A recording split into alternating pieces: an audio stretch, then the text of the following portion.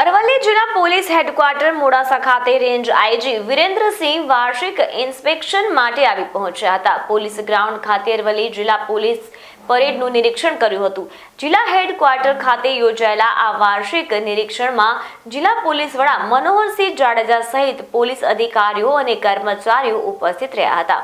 સાથે જ range IG Virendrasinh Yadav દ્વારા લોક દરબારનું પણ આયોજન કરવામાં આવ્યું હતું, જેમાં અગાઉ મોડાસા શહેરની વાર્ષિક નિરીક્ષણમાં રજૂઆત કરાયેલી ટ્રાફિકની સમસ્યા સહિત જિલ્લાના વિવિધ પ્રશ્નો અને તેના સમાધાન માટે ચર્ચા કરવામાં આવી હતી. કે સિટી થવા જઈ રહી જાઓ, સીમાંકનમાં બધા એરિયા પણ સમાવેશ થયા છે. ખલીગપુરના બધા તો ક્રાઇટેરિયા પણ વધ્યો સાહેબ. તો આપણે દરેક ચોકડી ઉપર સિગ્નલ લગાવવા પડશે. જો આ સિગ્નલ સક્સેસફુલ થાય અને લોકોના અંદર અવેરનેસ આવે સાહેબ, તો મેં આ પહેલાં પણ સાહેબનો જે પ્રોગ્રામ હતો લોક દરબારમાં એસપી સાહેબ મનોહર સાહેબનો, એમાં પણ રજૂઆત કરી હતી કે એનું ઝડપથી જો ચાલુ કરવામાં આવે તો લોકોને આદત પડે. અને જ્યારે પણ ચાલુ કરવામાં આવે તો 15 દિવસ માટે પ્રજાને પહેલાં એ અંગે માર્ગદર્શન આપવામાં આવે કે આ રીતના એનો દંડની જોગવાઈ છે, તો એ ઝડપથી ટ્રાફિકનું નિરાકરણ આવી શકશે. બીજી વાત, વધુ બાળકો મખદૂમ ચોકડી એસપી સર્કલ છે ત્યાંથી અવર જવર કરતા હોય છે.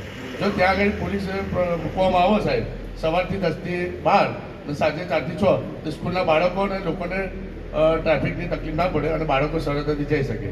અને લાસ્ટ વાત એ હતી સાહેબ કે જ્યારે સાહેબ એસટી સ્ટેન્ડ પર પોલીસ ચોકી બનાવેલી હતી ભૂતકાળમાં, અને આપણે ગત લોકદરબારની અંદર પણ આપણે એશ્યોરન્સ આપવામાં આવ્યું હતું કે પોલીસ ચોકી આપણે ત્યાં બનાવી દઈશું. સાહેબ ત્યાં